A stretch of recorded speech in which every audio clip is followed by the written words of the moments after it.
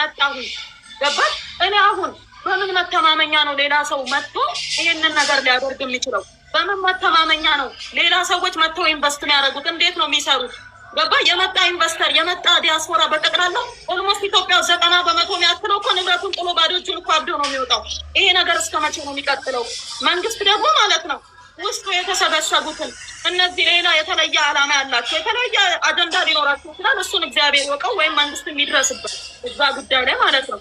እነዚህ ሰዎች ላይ እርምጃ ሊወስድ ይችላል፣ ይገባዋልም ያስፈልጋልም። እኔ ግን በምችለው መጠን በንጽህና ነገሮችን ገባህ? በንጽህና ለመስራት እየሞከርኩ ነው። ነገሮችን እያስተካከልኩ ለመስራት እየሞከርኩኝ ነው። ብዙ ጊዜ ሶሻል ሚዲያ ላይ ሲናገሩ መልስ ማንሰጠው አንደኛ አይመጥኑኝም እነዛ ሰዎች፣ ደረጃዎቼም አይደሉም። ለምን እኔ በነጭ ላቤ አፈር ድሜ በጥፍሬ አፈር ቆፍሬ መኖር ሰው ነው እኔ በረከት ማለት ነው። እነሱ ደግሞ ኮይን ምናምን ለቃቅመው የሚኖሩ ሰዎች ናቸው። በልመና የሚተዳደሩ ሰዎች ናቸው፣ በዘመናዊ ልመና ማለት ነው። ገባህ? የሰው ልጅ እጅ እግር እያለው ጤነኛ ሆኖ ገባህ? ምንም ነገር ሳይጎልበት መስራት እየቻለ እባካችሁን አበባ ውርዱልኝ እንትን ስጡኝ እያለ የሚኖር ከሆነ ለእኔ በልመና ነው ገባህ? በልመና ነው የሚኖሩ ብዬ ላስብ እችላለሁ። ነገር ግን እኔ ልንገርህ አሁንም ገባህ? እውነት የመጨረሻ ልነግርህ የምችለው በእውነት እኔ በኢትዮጵያ ተስፋ ቆርጫለሁ። በጣም ነው ተስፋ የቆረጥኩት። ለምን በቃ ተስፋ ኖሮኝ ነው የመጣሁት፣ ልሰራ ነው የመጣሁት። ማንም ሰው ተነስቶ እስቲ እኔ አወንታን ዛሬ ልጠይቀው እዚህ ሚዲያ ላይ እኔ በረከት አሁንም እደግመዋለሁ 3 ትምህርት ቤት ገንብቻለሁ፣ ምገባ ማዕከል ገንብቻለሁ፣ አረጋውያንን እጦራለሁ። አዲስ ምገባ ማዕከል ከአዋሬና ከፒያሳ ለተነሱ የልማት ተነሾች ለሚኩራ ላይ እየገነባው እገኛለሁ። ክሊኒክ ገንብቻለሁ። ብዙ ወገኖቼን እደግፋለሁኝ። በተለያየ ነገር ደግፋል። 1400 ሰራተኞችን ቀጥሬ እያሰራው ነው። የስራ እድል ፈጥሬያለሁ። እሱ አንድ ነገር አስተዋጽኦ ያደረገውን ከማውራት ቁጭ ብሎ ተጥዶ 5 ብር ደሞዝ ክፈሉኝ እና 1 ብር ደሞዝ ክፈሉኝ ከማለት የተለያዩ ሪል ስቴቶችን እያፈራሩ ገንዘብ ከመቀበሉ የተለያዩ ግለሰቦችን ስማችሁን አጠፋለሁ እያለ ገንዘብ ከመቀበል ውጭ ማለት ነው። አንድ የሰራውን ቁም ነገር ይናገር እስቲ ይናገር። እኔ የሚታይ የሚዳሰስ የሰራው ስራ አለ። ጫካ ገብቼ ሴጣን ብቻውን መግባት የሚፈራበትን ጫካ ገብቼ መኪና ውስጥ እያደርኩኝ አልምቻለሁ። ውሃ ከረጅም ኪሎ ሜትር አምጥቻ አልምቻለሁ። ሪዘርቫየር ቆፍሬያለሁ። ውሃ አጠራቅሜ ሰርቻለሁ። ገባህ አይደለ? ለወገኖቼ የስራ በር ከፍቻለሁ። ግልጽ የሚታይ የሚዳሰስ ነገር ነው። የሀገሬን ግብር ከፍላለሁ። ገባህ? ኢንካም ታክስ ከፍላለሁ። የሰራተኛ የስራ ታክስ ከፍላለሁ። እሱ የከፈለውን ታክስ ያሳየን፣ የሰራውን ስራ ያሳየን። የረዳውን ቶ 20 ሚሊዮን ብር ተለምኜ እምቢ አልኩ ይላል እንደ 5000 ብር ተልኮለት እኮ የተቀበለውን 5000 ብር ላኩልኝ ብሎ የወሰደውን እኮ ላኩልኝ። ሰዎቹ ታስረው ነው ያሉ። ምናልባት ባላንስ አይደለም ፊራ የታሰረ ሰው መልስ መስጠት በማይችልበት ሁኔታ ማለት ነው። 20 ሚሊዮን አይደለም 2 ብር የሚቀበል ሰው እኮ ነው። 5 ብር ደሞዝ ክፈሉኝ ያለ ሰው ነው። አላኩልም እንደ የጻፈልኝን ነገሮች አላኩልም። ብዙ ነገር ጽፎልኝ የለ ብር ካልሰጠሽኝ ብሎ የጻፈልኝን እኔ አላሳየውም። በራሱ ቁጥር ስክሪንሾት አላረኩም። ቁጥሩ የሱ አይደለም። ብር ካልሰጠሽኝ ስምሽን አጠፋለሁ ብሎ የጻፈልኝን ስክሪንሾት አድርጌ አልሰጠው። ቢመጣ ኖሮ ግን እንድታሳየው ፈልግ ነበር። አላደረኩም ካለ ስልኩ አለ። ገባን? ሊዋሽ አይችልም። ግን እኔ በረከት ሴት ነኝ፣ የልጆች እናት ነኝ። ለኢትዮጵያውያን ሴቶች ተስፋ ነኝ። ገባ? ለብዙ ዲያስፖራዎች ተስፋ ነኝ። ኢትዮጵያ ውስጥ መስራት እንደሚቻል የማሳይ ሞዴል ነኝ። ገባህ አይደለ? ኢትዮጵያ ውስጥ ልንገር ከባድ ሾተራ ያለ ሰዎችን የሚያመክን ትውልድ የሚያመክን የሚሰራን ሰው የሚያመክን ከባድ ሾተራ አለ። ገባህ አይደለ? በጣም መጥፎ ነገር ነው። የሚሰራን ሰው መምታት በጣም ነውር ነው። እውነቴን ነው የምነግርህ። በጣም ዝም ያልኩት ምንም አያደርግልኝም። ከነሱ ጋር ገብቻ አልለፋለፍም ብዬ ነው። ገባህ? ግን ዛሬ የልቤን እናገራለሁ። በረከት እኔ ማለት ነው ለሀገር፣ ለልጆቼ፣ ለቤተሰቦቼ ክብር የሆንኩኝ ኩራት የሆንኩኝ ገባህ አይደለ? ራሴን እንደ አድዋ አርበኛ ነው የምቆጥረው። አድዋ ላይ እንደተፋለሙት አርበኞች ነው ራሴን የምቆጥረው። አሁንም ልንገርህ፣ አዎ አዝኛለሁ። አዎ በሀገሬ ተስፋ ቆርጫለሁ። አዎ የሚደረግም የማይደረግም ነገር ተደርጎብኛል። ልንገርህ ተደርጎብኛል። ብዙ ሰዎች በነገራችን ላይ ስለ እናቴ እየደጋገሙ ይጽፋሉ። እማዬና እኔ ይቅር ለእግዚአብሔር ተባብለን ሶሻል ሚዲያ ላይ ስላልመጣን ነው እማዬና እኔ ይቅር ለእግዚአብሔር ተባብለን ሆስፒታልም እያለው አብራኝ የነበረችው እማዬ ነች። ገባክ?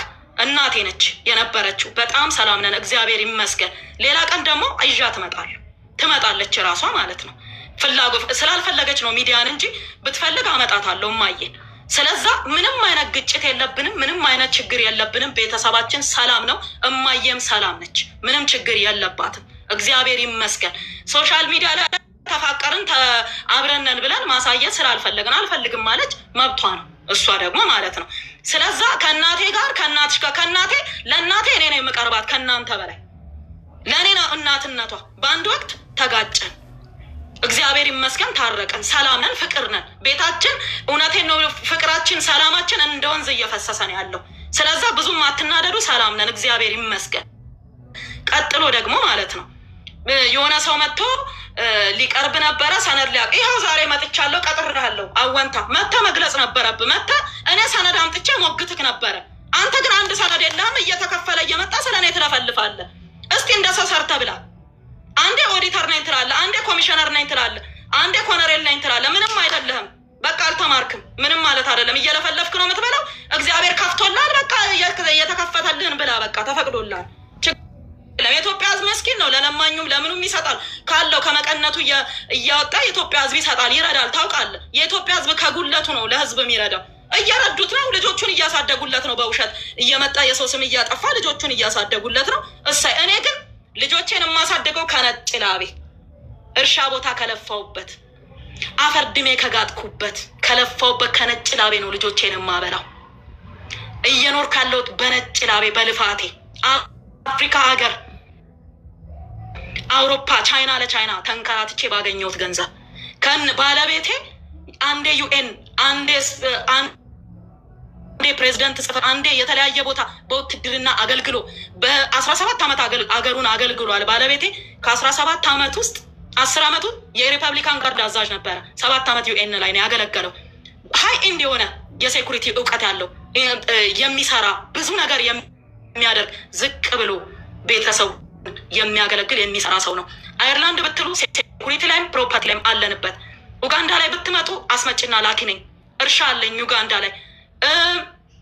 ቻይና ላይ ብትሄዱ ቻይና ላይ እሰራለሁ። ዱባይ ላይ ብትሄዱ ኮል ሴንተር አለኝ እሰራለሁ፣ ከተለያዩ ሰዎች ጋር አንድ ላይ ማለት ነው።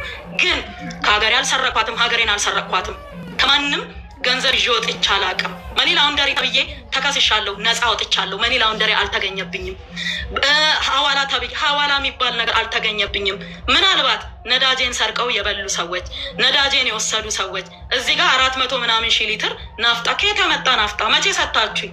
የት ወስጄ? ነዳጁ ሲወጣ እኮ ነው እስር ቤት ነኝ ያለሁት። የት የወሰድኩትን ነዳጅ ነው የሸጥኩት። ስለዛ ያልሸጥኩትን ያልወሰድኩትን ነዳጅ እንደዚህ ብሎ መናገር በጣም ከግፍም ግፍ ከነውርም ነውር ነው። እግዚአብሔር ልቦና ይስጣችሁ። በመጨረሻ ማለት የምፈልገው ነገር ምን እንደሆን ታውቃለህ? በእኔና ይሄን ድርጊት በፈጸሙ ሰዎች የህግ አካልም ይሁን ግለሰቡም ይሁኑ ባለሀብትም ይሁኑ እግዚአብሔር በመካከላችን ይፍረድ።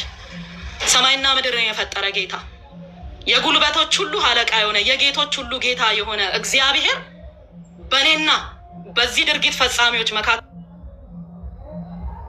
ገብቶ ፍርዱን ይስጥ። እግዚአብሔር ደግሞ ላይቭ ነው። ከኔ የወሰዱት ገንዘብ፣ ከኔ ለሰረቁት ገንዘብ፣ ከኔ ላጭበረበሩት ገንዘብ ህግን ከለላ አድርገው የህግ ሰው ነን ብለው ላደረጉት ነገር ማለት ነው። በእውነት ሌላ ነገር አልልም። እግዚአብሔር መታከሚያ ያርግላቸው ገንዘቡ። ሌላ ምንም ነገር አልልም። ስለዛ ተወስዶብኛል። እኔ የማንንም አልወሰድኩም፣ እነሱ ግን ወስደውብኛል። በተረፈ ደግሞ ማለት ነው እኛ አገሪቷ ህግ አላት፣ መንግስት አላት አይደል? እንደዚህ በየቦታው ተሰግስገው ህዝብን የሚያማርሩ ባለሀብትን የሚያማርሩ ምስኪን ምንም 1 ሚሊዮን 2 ሚሊዮን ብር አካውንታቸው ውስጥ ያሉ ሰዎችን ትናንሽ ስራ ውሃ ሸጠው የሚኖሩ ሰዎችን የሚያማርሩ ሰዎችን መንግስት እራሱ ያጥራው።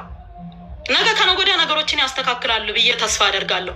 እውነታችን ይወጣል ብዬ ተስፋ አደርጋለሁ። የኔም እውነት ይወጣልኛል ብዬ ተስፋ አደርጋለሁ። ገባ? በጣም ተስፋ አደርጋለሁ። ለምን ብሎ የሚጠይቅ ሰው እንደሚመጣ ተስፋ አደርጋለሁ።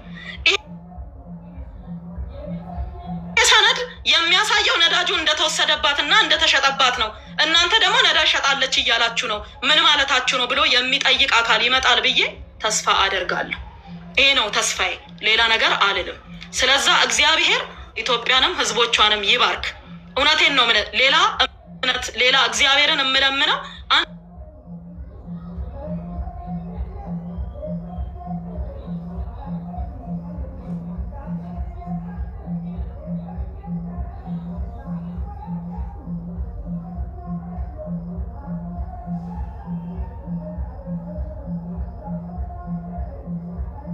ትችዋለሁ። ይሄው ነው። እግዚአብሔርን ማምን ሰው ነኝ። በእግዚአብሔር ላይ ጥሩ ነው። የእምነት ሰው መሆንና ለእግዚአብሔር መስጠት የተፈጥሮም ግዴታ ነው፣ ባህላችንም ነው። ሀገራችንም በብዛት ሰፊ ህዝብ እግዚአብሔርን ያምናል። ሁላችንም እግዚአብሔርን እናምናል። ነገር ግን አንድ ያልገባኝ ጥያቄ አለ። በአንድ ወቅት ማንሳት ስላለብኝ ነው። የተከበሩት ክቡር ጠቅላይ ሚኒስትሩ መጽሐፍ ሲያሳትሙ 50,000 ዩሮ ባለሳሳት ዜና ላይ የሰማሁት ነው። የመጽሐፍ ግዢ እንዳካሄድሽ ያሳያል። ሁለተኛ ከክልል ባለስልጣናት ከተለያዩ ባለስልጣናት ጋር በስራ ጉዳይ ይገናኙ።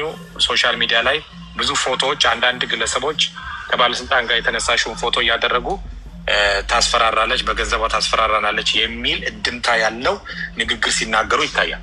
ግን ፌዴራል ፖሊስ ለሀገር እንግዲህ ጠቅላይ ሚኒስትሩ እሳቸው መጽሐፍ ሲያሳትሙ ይህን ሁሉ አይ ቲንክ የመጀመሪያዋ ኢትዮጵያ ትመስኛለች 50,000 ዩሮ ስታደርጊ እና ይህን ሁሉ እያዩ እንዴት 8 ሚሊዮን ብር የሚገመት የነዳጅ ጥያቄ ሊያቀርቡ ቻሉ? ሁለተኛ ላነሳ የምፈልገው ጥያቄ አዎንታ በርሲሳ ብዙዎች እዚህ ጋር እየጻፉ ስለሆነ እሱን ጥያቄ መጠየቅ ያለብን ራሱ የከሰሰኝን አካል ኦኬ ለህዝቡ ይለቀቅና ህዝቡ ደግሞ ይጠይቃቸው። መጽሐፉ ክቡር ጠቅላይ ሚኒስቴራችን መጽሐፉን ለምን ሸጡ? እንዴት ተሸጠ? አላማው ምንድን ነው ካልከኝ ላስረዳ እችላለሁ። ኦኬ ገብቶሃል አይደለ? አዎ መጽሐፍ መደመር መጽሐፍ ታትሞ ለገበያ ቀርቧል።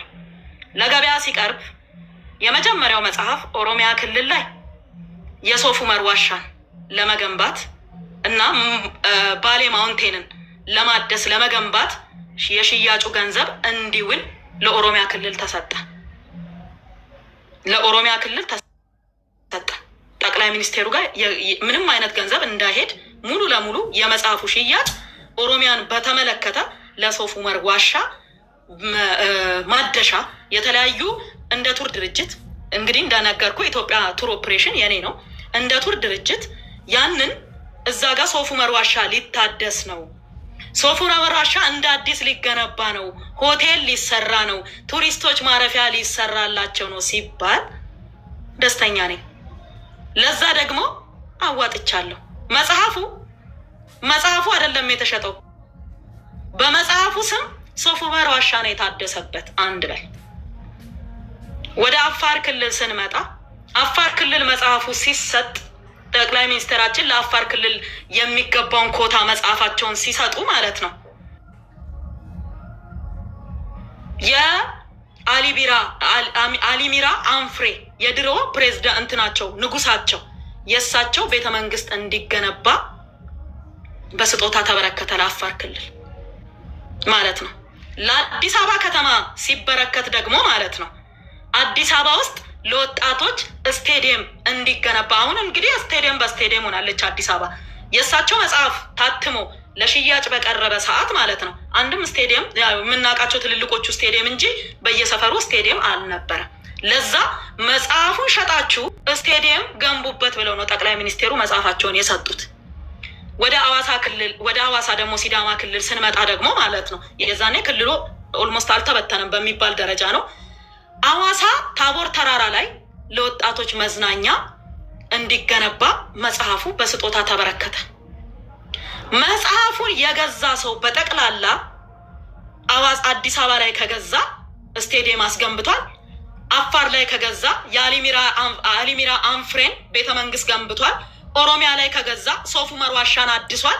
ገብቷል አይደል? አዋሳ ላይ ከገዛ ደግሞ ለወጣቶች መዝናኛ እንዲገነባ ተደርጓል። የአማራ ክልልና የትግራይን አላስታውስም፣ የቤንሻንጉል ምናምን አላስታውስም፣ ግን ለየሁሉም ተሰጥቷል። ለሆነ ዓላማ አውሉት ተብሎ ማለት ነው።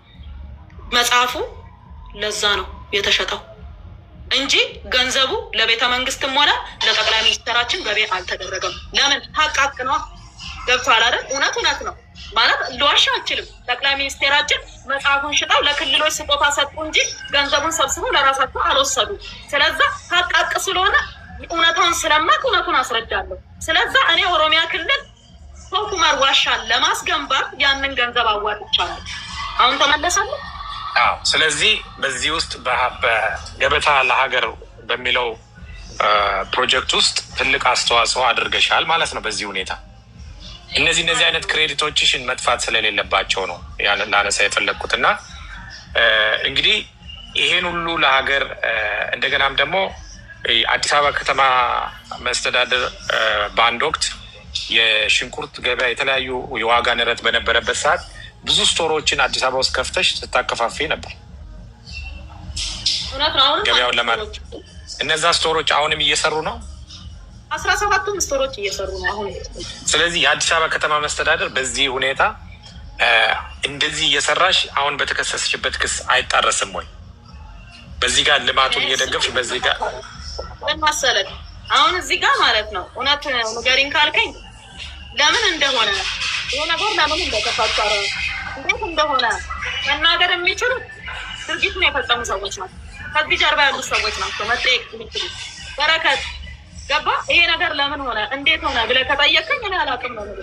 ግን እርግጠኛ ሆኜ ልንገርህ ጠቅላይ ሚኒስቴራችን ሀገሪቱን እየመሩ ስለሆኑ እንዲህ አይነት ድርጊት የሚፈጽሙትን ሰዎች መቼም ኮሚቴም ቢሆን አዋቅረው ይጠይቃሉ ብዬ ተስፋ አደርጋለሁ። እያንዳንዱን ሰነዳችንን በድጋሚ ያስመረምራሉ ብዬ ተስፋ አደርጋለሁ።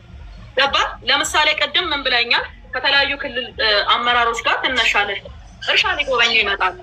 ለምሳሌ ክቡር ጠቅላይ ሚኒስትራችን እርሻዬን ሊጎበኙ መጡ። ከሳቸው ጋር ፎቶ ተነሳ ማለት ከሳቸው ጋር እኔ እርሻ ውስጥ ፎቶ መነሳት ሌላን ሰው ማስፈራራ ሊሆን የሚችለው ለምንድን ነው? ማለት ምን ይሁን ነው ማስፈራራቱ? ማለት እንዴት ነው ማስፈራራበት? ሶሻል ሚዲያ ላይ ለሚናገሩት እንደዛ ብለው ለሚናገሩት መልስ እንዲሆን ነው። የሀገር መሪ ናቸው። ሀገር በመሪ ትመሰላለች። የፈለገ ነገር ቢመጣ እኔ ለምሳሌ ማለት ነው ቅሬታዬ እሳቸው ላይ ላቀርብ ይችል ይሆናል። እንዲህ ለምን አደረጉ፣ እንደዚህ ቦታ ላይ መጥፎ ነገር አድርጓል፣ እንዲህ ነገር ብዬ ጠቅላይ ሚኒስቴራችን ላይ ቅሬታ ላቀርብ ይችላል። ሌላም ህብረተሰብ ሊያቀርብ ይችላል። ሌላም ማለት ነው። እውነት ግን እነግርሃለሁኝ እዚህ ጋር ማለት ነው ሌላ የውጭ ኃይል ግን ሌላ ኤርትራዊ ሌላም አሁን ለምሳሌ ኤርትራም ልትል ትችላል፣ ግብጽ ልትል ትችላል ማለት ነው። እንዲሰድባቸው ግን አልፈልግም። እኛ ኢትዮጵያውያን ከተበደልንም ከከፋንም እንደ ልባችን እንናገር፣ ምንም ችግር የለም። ጠቅላይ ሚኒስቴራችንን ግን የውጭ ሀገር ዜጎች ግን እንዲያዋርዷቸው ግን ፈቃዴ አይደለም። በሌላ ሰው እንዲዋረዱ አልፈልግም። የሌላ ሀገር ዜጎች እንዲሰድቧቸው አልፈልግም። እኛ ግን ከከፋን መብታችን ነው፣ እንደ ልባችን እንናገራለን። በቃ መታወቂያም ከተከለከልን ልንጮህ እንችላለን። የሆነ ነገርም ከሆነ ልንጮህ እንችላለን፣ ልንናገር እንችላለን። ለምን ኢትዮጵያውያን ነን፣ ከከፋን እንናገራለን። ግን የሌላ ሀገር ዜጎች ግን ሌላ ማይመለከታቸው ሰው ስለኛ ማይመለከታቸው የውጭ ሀገር ሰዎች ግን ጠቅላይ ሚኒስቴራችንን እንዲያዋርዱ ዝቅ እንዲያደርጓቸው ኢቨኒፍ ማለት ነው በፈለገ ደረጃ ልፈለግ ነገ ተከራክሬ ገባ ጥፋተኛ አልተባልኩም እኮ ወንጀለኛ አልተባልኩም፣ ተጠርጣሪ ነው የተባልኩት አይደል? በተጠረጠርኩበት ተከራክሬ ነፃ ወጣለሁኝ እኮ ችግር የለውም። ማንም ሰው እንዲረዳኝ አልፈልግም። ማንም ሰው እንዲያጋጥመኝ እንትን እንዲለኝ ሰፖርት እንዲያደርገኝ ምንም እንዲያደርገኝ አልፈልግም። በራሴ መንገድ ነፃ ወጣለሁ። ነገር ግን ሀቅ ነች፣ እውነት ነች። ከከፋኝ እናገራለሁ፣ ከደበረኝ እናገራለሁ፣ የምንም ካለ እናገራለሁኝ። ግን የምነግር ነገር ምንድን ነው? አዎ ሲከፋን እንናገራለን፣ እንሳደባለን፣ እንጫዋለን፣ የተለያየ ነገር እንላለን። ይሄ መብታችን ነው። እንደ ኢትዮጵያ በቃ የፈለግነው ሰው ላይ ልንነጋገር እንችላለን። ግን አንድ ሰው እርሻ መጥቶ ሲጎበኝ አብረኸው ፎቶ ተነሳ ማለት ሌላ ሰው ማስፈራሪያ ለምን እንደሚሆን አልገባኝም። ምን ማለት እንደሆነ ራሱ አይገባኝም። ለምን እኔ በረከት በጣም የፍቅር ሰው ነኝ። ከማንም ሰው ጋር መኖር ሰው ነኝ። ልንገርህ ከማንም ሰው ጋር ዝቅ ብዬ መኖር እችላለሁ። ምግብ የምመርጥ ሰው አይደለሁም። እንደ ድመት ያገኘሁትን ነው የምበላው። ልንገርህ ይሄን በላለሁ፣ ይሄን አልበላም። ይሄ ነገር ይደብረኛል ምልሰዋ ጥሬ ስጋ በእርግጥ አልወድም፣ ክትፎ ምናምን አልወድም፣ በተፈጥሮ አልወድም። በተረፈ ግን ማለት ነው ከማንም ጋር ቂጣም ቆሎም ዝቅ ብዬ በልቼ የምኖር ሰው፣ እግዚአብሔር ደግሞ ከባዶ ከምንም ከትቢያ ያነሳኝ ሰው፣ አመዴን እፍ ብሎ አራግፎ ለዚህ ያበቃኝ ሰው ገባ። የእግዚአብሔር ውለታ አለብኝ። ከነበርኩበት ጫካ ከነበርኩበት ቦታ እጄን ይዞ እዚህ ጋር ያደረሰኝ ነኝ። ስለዛ እግዚአብሔርን አምነዋለሁ። በሰው ላይ አልታበይም፣ አልኩራራም። ላደረግኩት መልካምነት ላደረግኩት ጥሩ ነገር ከህዝብ ጎን ከደሃ ጎን በመቆሜ ለምን ተጠረጠርኩ ብዬ አልተናገርኩም። መጠርጠር ማንም ሰው ይጠረጠራል። ምናልባት ነገ ከነጎዲያ ተክረን ነፃ እንወጣለን። ኬዜም ይታይልኛል ብዬ ተስፋ አደርጋለሁ። ገባ? በደንብ ይታይልኛል። እኔ እንዳልነበርኩ እስር ቤት እንደነበርኩ ይሄ ድርጊት ሲፈጸም የሚያያይልኛል። ነዳጁን በህጋዊ መንገድ ወስጄ ከዚህ በፊት የነበሩትን ስቀዳ የነበረውን ነዳጅ ገባ? ስቀዳ የነበረውን ነዳጅ በህጋዊ መንገድ ቀድቼ ከማደያዎችም ሆነ ከየትም በህጋዊ መንገድ ስጠቀም ነበር። አሳልፌ ለማንም አልሰጠውም፣ አልሸጥኩም። ገባ? አይበቃኝም፣ ለራሴም እንኳን አይበቃኝም ካለኝ ስራ ጋር እና ያ ስለነበረ ይሄው ነው። ነገሮች መልካም ይሆናሉ ብዬ ተስፋ አደርጋለሁ። ይስተካከላሉ ብዬ ተስፋ አደርጋለሁ። ሰው ነኝና እንደ ሰው ተስፋ ልቆርጥ እችላለሁ። አዎ ተስፋ ቆርጫለሁ። ተጨማሪ ገንዘብ አምጥቶ ለመስራት የሆነ ነገር ለማድረግ እፈራለሁ። የሰው ልጅ ገባ? ሌሎቹ ሰዎችም ኑና ሀገራችን ስሩ ለማለትም እፈራለሁ። ገባ? ለምን? የህግ ከለላ እፈልጋለሁ። ንብረቴ ከለላ እንዲያገኝ እፈልጋለሁኝ። ገባ? እግዚአብሔር ከጎኔ ነው ያለው፣ ቆሟል። ደግሞ መንግስትም ለምን ብሎ እንዲጠይቅ እፈልጋለሁ። ለምን ይሄ ሆነ፣ ለምን እንዲህ ተደረገ፣ ለምን ይሄ ተፈጠረ ብሎ መንግስታዊ አካልም እንዲጠይቅ እፈልጋለሁ። ያለው ነገር ይሄ ነው። ያው የጠየቀሽን መንግስት ስለሆነ መንግስታዊ አካል ስትይ አድሬስ ማድረግ የምትፈልጊ ከሆነ ጠቅላይ ሚኒስትሩ ወይ ሜሯ ወይ ክልል ፕሬዚዳንቶች ከሆኑ ልትች፣ ምክንያቱም የጠየቀሽ አካል ራሱ የመንግስት አካል ስለሆነ። ሌላው በዚሁ ማንሳት የምፈልገው ሌላ ጥያቄ ተቆራርጦ እኔ ልንገርህ የጠየቀኝ መንግስት ነው ብዬ አላምንም፣ ግለሰቦች ናቸው ማለት ፌዴራል ፖሊስ የመንግስት አንዱ ተቋም ስለሆነ ነው። ፌዴራል ፖሊስ ብሎ እዛ ውስጥ ደግሞ ይልክ እዛ ውስጥ ደግሞ ህግን ከለላ ያደረጉ የራሳቸው አጀንዳ ያላቸው ግለሰቦች አሉ። እሱ ሀቅና ሀቅ ነው በቃ። ኦኬ። ስለዚህ ሌላ ያው እኔ ግልጽ እንዲሆን ስለፈለግኩ ነው። ምክንያቱም የመንግስት አንዱ ተቋም ስለሆነ ሚዲያዎቹም ደግሞ ሶሻል ሚዲያዎቹ የመንግስት ተቋም ሶሻል ሚዲያዎች ስለሆኑ መንግስት ይጠይቅልኝ ሲባል አንዳንድ ሰው ጠቅላይ ሚኒስትሩ ይህንን ጉዳይ እንዲያዩልኝ ወይ ደግሞ የከተማ ከንቲባው እንዲያዩልኝ ወይ ደግሞ የክልል ፕሬዚዳንቶች እንዲያዩልኝ ብሎ አድሬስ ያደርጋል። ስለዚህ ፌደራል ፖሊስ የሚመለከተው አካል እንዲያዩልኝ ይፈልጋሉ። ለምን? አዲስ አበባ ከተማ ዝቅ ብዬ ነው የሰራሁት። ገባ? አዲስ አበባ ከተማን ዝቅ ብዬ ነው ያለማሁት። አዲስ አበባ ከተማ የ2017 የወርቅ ተሸላሚ ነው። በወርቅ ደረጃ በማልማት በልማት ከ55 ሚሊዮን ብር በላይ የለገሰ ሰው ነው ወርቅ የሚሸለመው። በነገራችን አዲስ አበባ ከተማ ከ55 ሚሊዮን ብር በላይ በማበርከት የወርቅ ተሸላሚ ነው እና የሚመለከተው አካል ገባ? ሀቁን ብቻ እንዳይልኝ፣ እውነቱን ብቻ እንዳይልኝ ነው የምፈልገው። ሌላ ነገር ነው ያልፈልግም። ሌላ እርዳታ የተለየ ነገር ፕሪቪሌጅ ኤክስትራ ማይል እንዲሄድልኝ አይደለም የምፈልገው። እውነትና እውነቱ ብቻ እንዲወጣልኝ፣ ስራዬን በአግባቡ እንድሰራ፣ ወደ እርሻዬ በክብር እንድመለስ፣ ነገሮቼን በአግባቡ እንዳከናውን ብቻ ነው የምፈልገው። ልጆቼ ማሳደግ ብቻ ነው የምፈልገው። ገባ? ከባህው ኢትዮጵያዊ ጎን መቆም ነው የምፈልገው። ገባ? አገሬ በቀን 3 ስትበላ ማየት ነው የምፈልገው። ይሄ ነው ምኞቴ። በቃ ብኖርም እኔ ሰማይ ጠቀስ እንኳ ገንብቼ ምናምን የምመኝ ሰው አይደለሁም። በነገራችን ላይ ከዚህ ከደሃ ህዝብ ጋር በፍቅር በሰላም መኖር ብቻ ነው የምፈልገው። እውነቱን ብነግር ሌላ አንድ ተቆራርጦ እየተለቀቀ ያለ ቪዲዮ አለ። የክቡር ጠቅላይ ሚኒስትሩን ፎቶ አድርገው አንድ ወቅት የተናገርሽው ንግግር እኔ ሙሉውን ቪዲዮ ሰምቼዋለሁ። የእሳቸው ስም ተመሳሳይ ስለሆነ አብይ በሚል ስም አንድ የተናገረ ያንቺን አድርገው የተቆራረጠ ቪዲዮ ከዶክተር አብይ ፎቶ ጋር አድርገው እሳቸውን የተናገርሽ አስመስለው ሶሻል ሚዲያው ላይ የተዘዋወረ ነገር አለ እና ምናልባት እኔ ሙሉ ቪዲዮን አይቼዋለሁ፣ እሳቸውን እንዳልሆነ አይቻለሁ። ነገር ግን ለቀሪው እዚህ ላይ ለሚመለከተው 14,000 ሰው ማንን ነበር በወቅቱ አብይ ብለሽ ስትናገር የነበረው? አብይ ልማኗ አብይ ሳድስ ሚዲያ ያ ምክንያቱም የዶክተር አብይ የጠቅላይ ሚኒስትሩን ዶክተር አብይ ፎቶ አድርገው እያለ ይህንን ቪዲዮ እየቆራረጡ የሚለቁት ሰዎች ማለት ነው ዶክተር አብይ እንዳልሆነ ማያውቁ ይመስላል እንዴ? በደንብ ያውቃሉ። ሆን ብለው ለማደናገር፣ ህዝቡን ለማጥበርበር፣ እኔ ከህዝቡ ጋር ያለኝ ግንኙነት፣ እኔ ከመንግስት ጋር ያለኝ ግንኙነት እንዲበላሽ ስራዬን እንጂ ማለት ነው። ዶክተር አብይን እንዳልሆነ ያውቃሉ። አብይ ልማን እንደሆነ በደንብ ነው ጠንቅቀው ነው የሚያውቁት። መንግስቱ የሚያውቃል፣ ይህንን ስራ የሚሰሩትም ሰዎች ያውቃሉ። እና ጀስት በቃ ለጨዋታው ድምቀት እንደዚህ እናደርግ ብለው ችግር የለም። ሌላው እዚህ ጋር አዎንታ በርሲሳ ምናልባት ሶሻል ሚዲያ ላይ ቴሌግራም ላይ እና የራሱ ሶሻል ሚዲያ ላይ የኢትዮጵያ ሕዝብ 5 ብር በየወሩ ይክፈለኝ ብሎ ጽፏል እና ምናልባት አንቺ የ84 ዓመት ደሞዙን ከፍለሽስ ቢሆን 5000 ብር ለ84 ዓመት ከፍለሽው ቢሆንስ?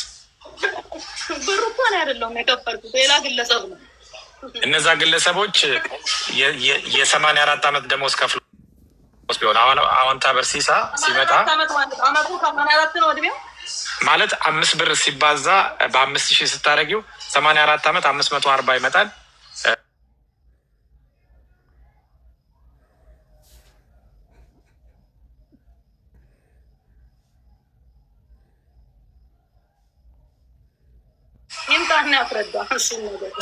ኦኬ ስለዚህ አዎንታ በርሲሳ ያው ይሄ ደሞዝ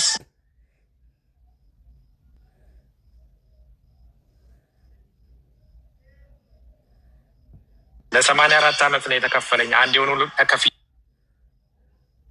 ልገላገል ብሎ ከፍሎኝ ምክንያቱም 5 ብር የኢትዮጵያ ሕዝብ ይክፈለኝ ስላለ እንደዛም ሊሆን ይችላል ላይሆን ይችላል የሚለው ነው። ለ84 ዓመት አንድ የሆኑ 5000 ከፍየው ልገላገል ያለ ሰው አካል ካለ አዎንታ በርሲሳ ገብቶ ማስረዳት ይችላል። አይ ቲንክ ጥያቄዎቻችን ሌላ አንዳንድ ሰዎች እየላኩ ነው። ምናልባት የምትፈልጊያቸው ከሆነ አያና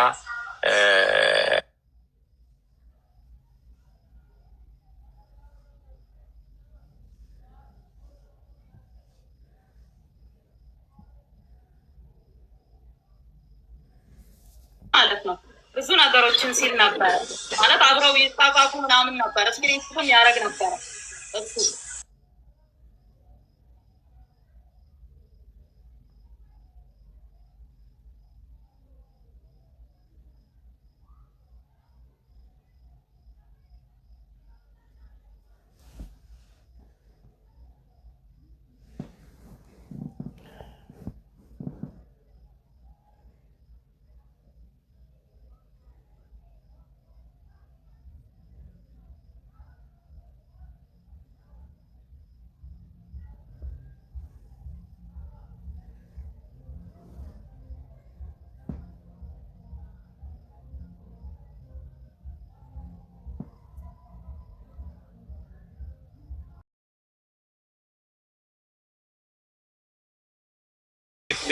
አባባሌ ብሪፍ እንዲሆን ኦኬ እሺ ምን እንደሆነ አንድ አባባኛ ደግሞ አይ እንዴ ምን አደረጋችሁ እንዴት ለምን ምናምን ልላቸው እችላለሁ እንዴ አልችልም እኮ እንዴ እኔ እኮ ታከራ 14 ጊዜ ፍርድ ቤት ቀርቤ እኮ 7 ጊዜ መፈታት ሰጠኝ ሰው ነኝ አንደኛ ሁለተኛ ደግሞ ወደ እውነት እስቲ ወደ ህግ እንምጣና ማለት ነው የከፈተኝ ማን ነው አቃቤ ህግ ነው አይደል እሱን ማሳረፈው ሰው ላይ አቃቤ ህግ ነው አቃቤ ህግ ጠፋችብኝ ብሎ መታ መለከተ ጠፋችብኝ ብሎ እኮ ይኸውልህ አቃቤ ህግ በ29 ክስ መሰረትኩ አለ ፌደራል ፖሊስ በ30 ወንትድ ነች አለ አይደለም እንዴ ገባክ ቢያንስ እኮ በ10 እኮ ፍርድ ቤት ቀጠሮ አለ ፍርድ ቤት ቀጠሮ መቅረቤና አለመቅረቤ መታየት የለበትም እንዴ ገባክ አልቀረብኩም መስሪያ አልመጣልኝም ቤቴ መጥቶ አልፈለጉኝም መስሪያ ቤቴ አልፈለጉኝም ገባክ እንደ ማለት እንዴት ሶሻል ሚዲያ ላይ እንነጋገራለን እነሱም ሶሻል ሚዲያ ላይ ፖስቱ እኔም ሶሻል ሚዲያ ላይ ፖስቱ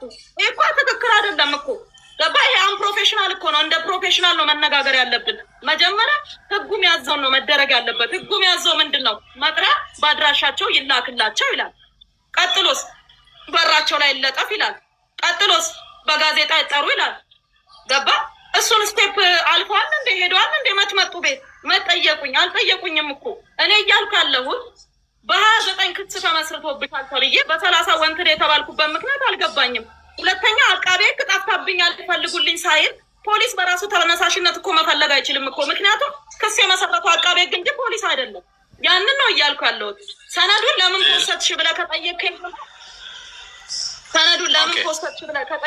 ደግሞ ገብቶሃል አይደለ ምርጫ አልነበረኝም ገባ እዚህም እዛም የተለያዩ ሰዎች የተለያዩ ነገር ይናገሩ ነበረ የተለያዩ በተለይ ዛበሻ ማለት ነው በጣም በተዛባ መልኩ ይልክ 8 ሚሊዮን ከሆነ ጥያቄው መንግስት ማለት ነው በረከት ብሎ በመጥሪያ ጠርቶኝ 8 ሚሊዮን ዳሜጅ አምጥተሻል ሀገሪቷ ላይ ከፋይ አይለኝም።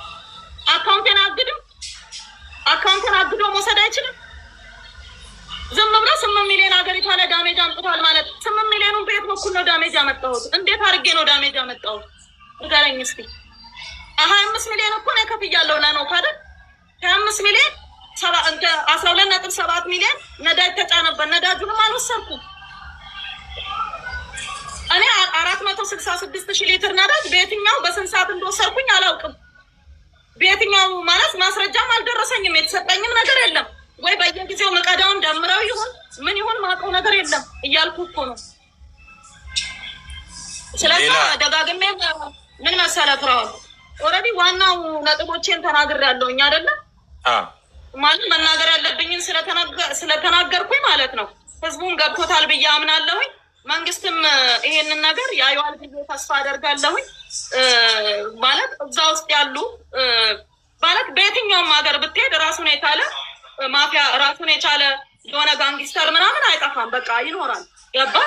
ይህንን ደግሞ መንግስት የራሱ ኃላፊነት ነው ማጥራት፣ የራሱ ኃላፊነት ነው ነገሮችን ማስተካከል ማለት ነው።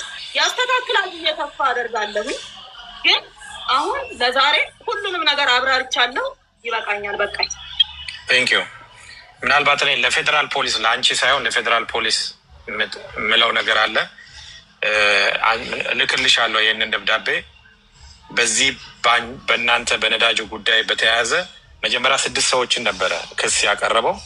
መልሶ 2ቱን አውጥቶ ለ4 ሰው ብቻ ነው የጠየቀውና ፌዴራል ፖሊስ ለምን ይሄን አደረገ የሚል እኔ ራሴ ጥያቄ ፈጥሮብኛል። ምክንያቱም 6 ሰው ነው መያዣነት ብሎ የጠቀሰው።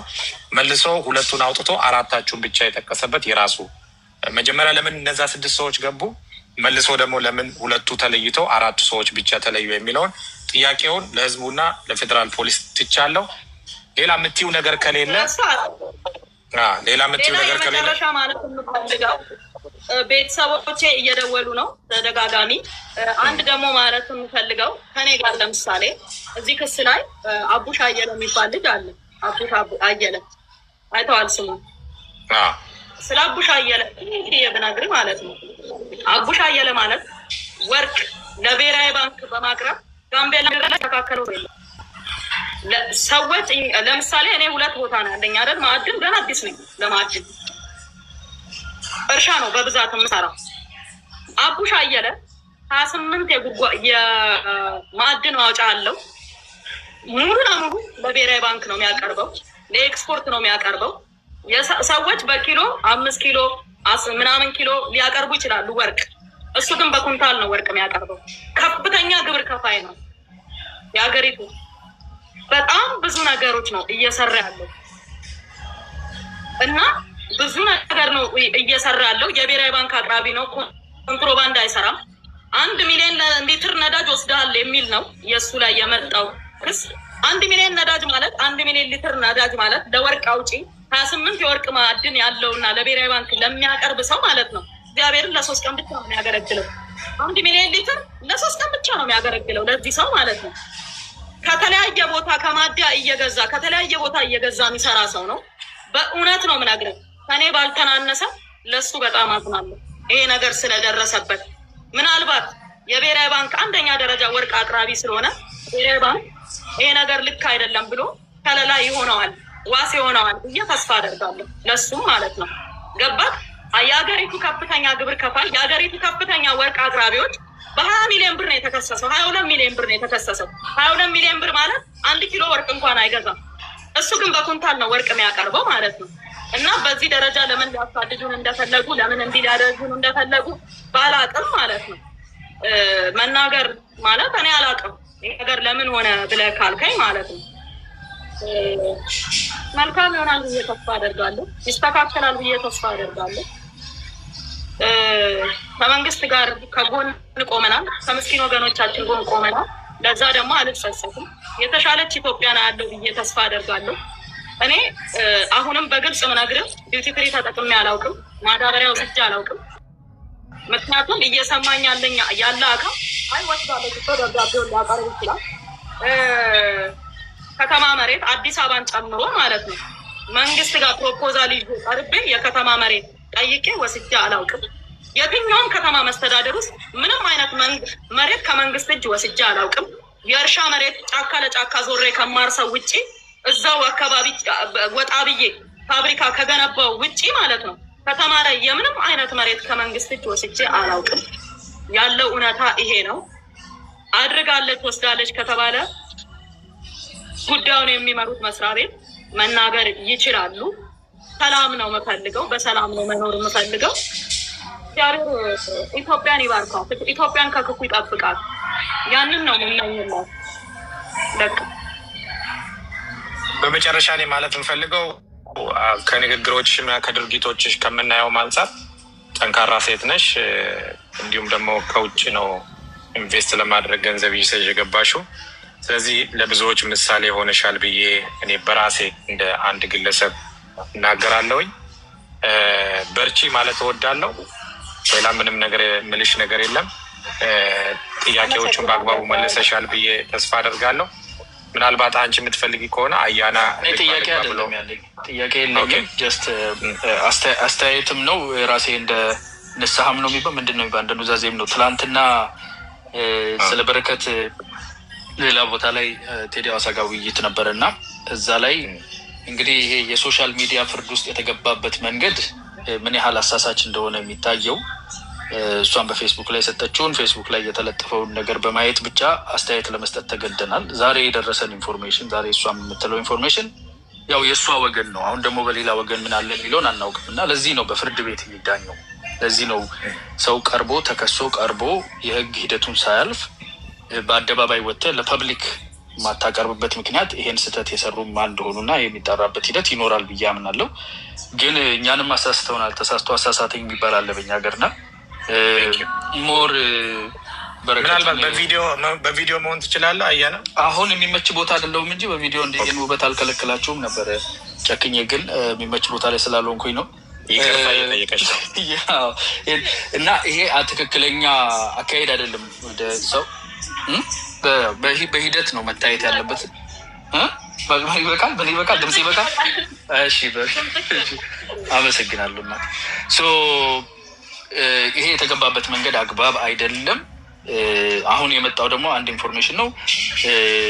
አሁን ተገቢውን ትኩረት አግኝቷል። እኔ ልነግርሽ እችላለሁ፣ ዲቴል ውስጥ ሳልገባ የሚፈለገውን አይነት ትኩረት አግኝቷል።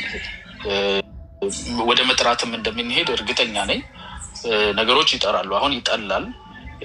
ወደዛ የሚካሄድበት ነው። አንቺ ያው እጅሽ ንጹህ ከሆነ ልብሽ ንጹህ ከሆነ ምንም የምትፈሪው ነገር የለም። ተስፋ አደርጋለሁ በ10 ለፍርድ ቤት ቀጠሮሽም ትቀርቢያለሽ። ይህንን ደግሞ በውስጡ ፌዴራል ፖሊስም ሆነ ሌሎች አካላት ውስጣቸውን የሚመረምሩበትና ሂደቱን የሚመዝኑበት እድል ይኖራቸዋል ብዬ ነው የማምነው።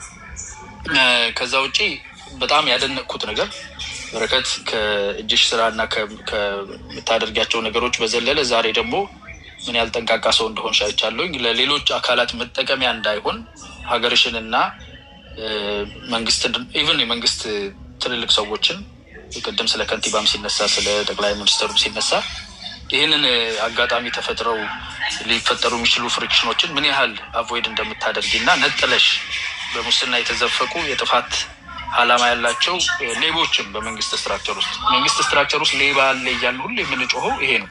ሌቦችም እንዳሉ የተናገርሽበት መንገድና ለዚህ መጠቀሚያ አለመሆን የሞከርሽበትን አካሄድ በርቺበት። ይጠራል ደግሞ እንግዲህ ምን ይላሉ? ጽንስ ከሆነ ይገፋል፣ ጥጋብ ከሆነ ይጠፋል ይባላል እና ያው ፐብሊክ ኦፒኒየን ላይ አምጥተውታል፣ እዛ ለጥፈውታል። በፐብሊክ ኦፒኒየን ተሰምተሻል። አጥጋቢ የሆነ ነገር ደግሞ እንደሚሆን ፍትህ እንደሚኖር ተስፋ አደርጋለሁ። ይህንኑ ለመናገር ነው እና ትላንትና እንደውም የኢትዮጵያን ትናገራለች እንዴ ብዬ አንቺን ራሱ ትንሽ ቆንጠጥ የሚያደርግ ንግግር ተናገርኩኝ። ከዛ ግን አሁን ደግሞ ዛሬ ምተሽ አጥርተሻል በረከት። ግን አያና ምን እንደሆነ ታውቃለህ አንተ ማለት ነው። እኔ እግዚአብሔር ያውቃል የልቤ በእውነት ማለት የሁላችንንም ልብ የሚመዝን እግዚአብሔር ነው አይደለም? እግዚአብሔር ያውቃል የልቤን። እኔ አይርላንድ ሀገር ኖር ያለው ባለቤቴ አይሪሽ ነው። ልጆቼ የአይሪሽ ዜጎች ናቸው።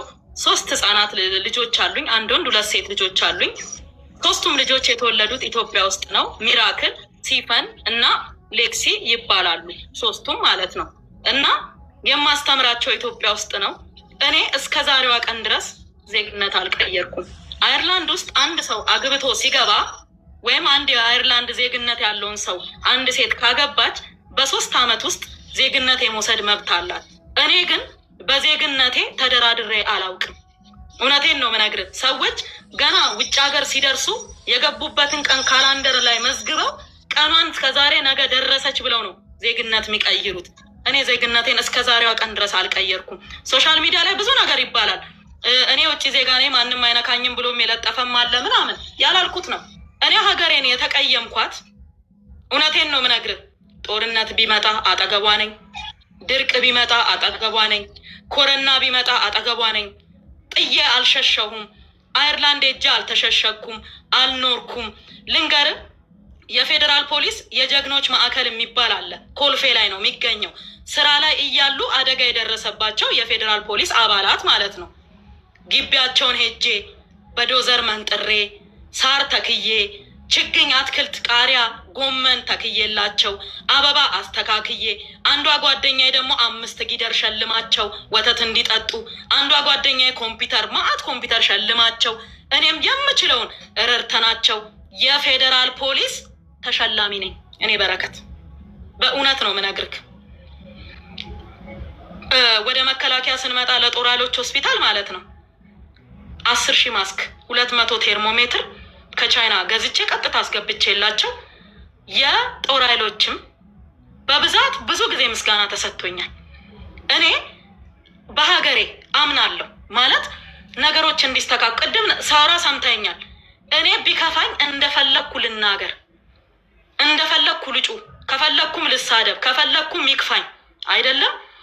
ሌላ ሰው ባዕድ ከሌላ ሀገር ከኢትዮጵያ ውጪ ዜግነት ያለው ሰው፣ ዜግነት ስለ ትውልደ ኢትዮጵያውያንን አላልኩም፣ የኢትዮጵያ ደም ያላቸውን አላልኩም። የኢትዮጵያ ደም የሌለባቸው ሰዎች ግን አመራሮችን እንዲሰድቡ፣ እንዲያዋርዱ፣ እስፔሻሊ ጠቅላይ ሚኒስቴራችንን ጨምሮ እንዲያዋርዱ አልፈልግም። ምክንያቱም እኛ ኢትዮጵያውያንን እንደፈለግን እንሰዳደብ፣ እንደፈለግን እንወቃቀስ፣ እንደፈለግን እንባባል። ግን እኔ የምፈልገው እነዚህ ተሰግስገው ያሉ ሌቦችን መንግስት ሊታገሳቸው አይገባም። ጭራሽ ሚዲያ ሁሉ አላቸው እኮ። እግዚአብሔር ምስክሬ ነው። አወንታ በርሲሳ እኮ ማለት ነው የእነሱ አፍ እኮ ነው። አንድ ባለስልጣንን መምታት ከፈለገ አወንታ በርሲሳ አለላቸው። ይመጣል፣ ይከፈላል፣ ይናገራል። አንድ ባለሀብትን መምታት ከፈለገ አወንታ በርሲሳ አለላቸው። በጣም ፌር አይደለም። ለምሳሌ እኔም ተነጋግሮ ይናገር። እኔ እኮ ሴት ነኝ፣ የልጆች እናት ነኝ፣ ለፍቶ አዳሪ ነኝ፣ በጥፍሬ አፈር ምቆፍር ሰው ነኝ፣ ዝቅ ብዬ ምኖር ሰው ነኝ፣ ያገኘሁትን ምበላ ሰው ነኝ። በቃ ከድሃ ጋም ድሃ ከማንም ጋር እንደማንም ሆኜ ምኖር ሰው ነኝ። እግዚአብሔርን የምፈራ ሰው ነኝ። በድካሜም በብርታቴም እግዚአብሔር ፊት የምወድቅ ሰው ነኝ እና ዝም ብሎ ተነስቶ እንደፈለገ ሲናገር እንዴት ተው ነውር ነው የሚል ሰው እንዴት የለም? ገባ? ልክ አይደለም የሚል ሰው እንዴት አይመጣም? ኢትዮጵያ ተቀየምኳት፣ አዘንኩባት።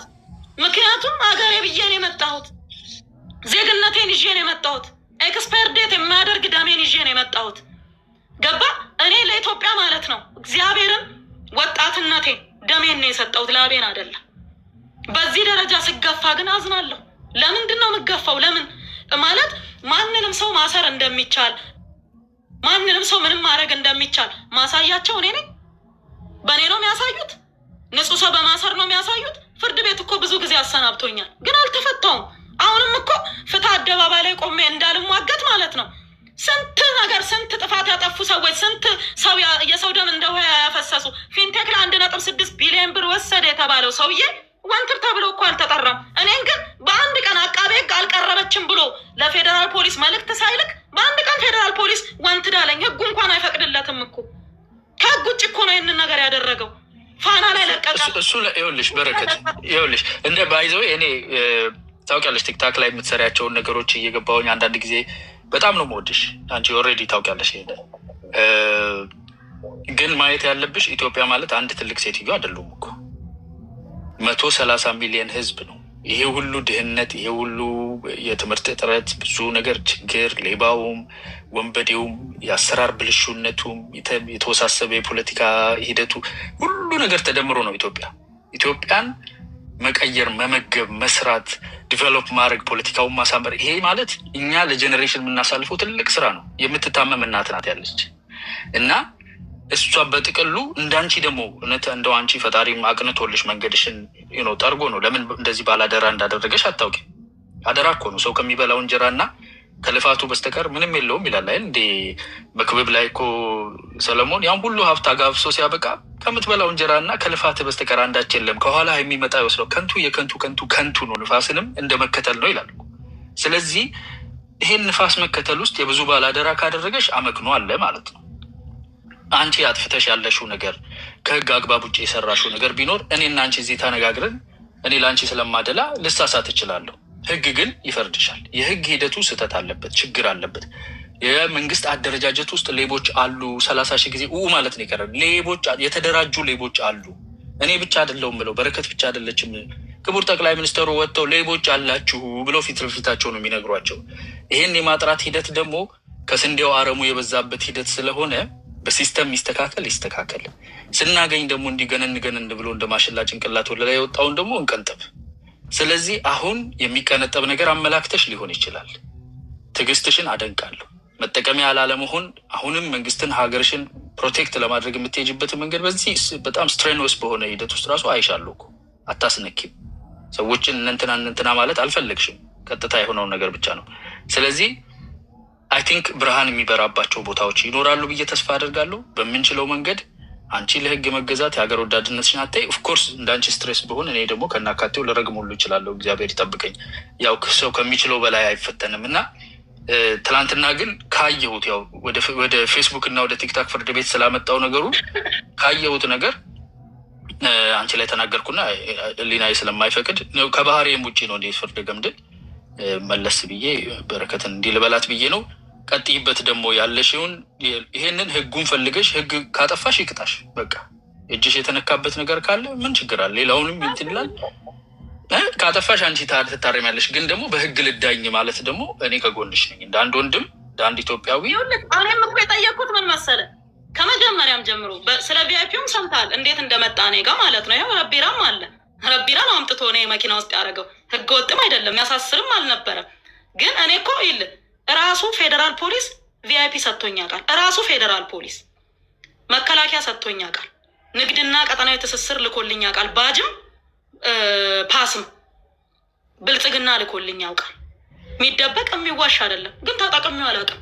የት ልሄድበት፣ የት መስሪያ ቤት ልገባበት፣ የትኛውን ጉዳይ ላስፈጽምበት፣ ምን ላደርግበት፣ የትኛው ባለ ጉዳይ አይደለው፣ መሬት ተራ የለውበት፣ ምን የለውበት። እኔ በማደርገው ነገር በጠቅላላ እውነቴን ነው ምነግርህ።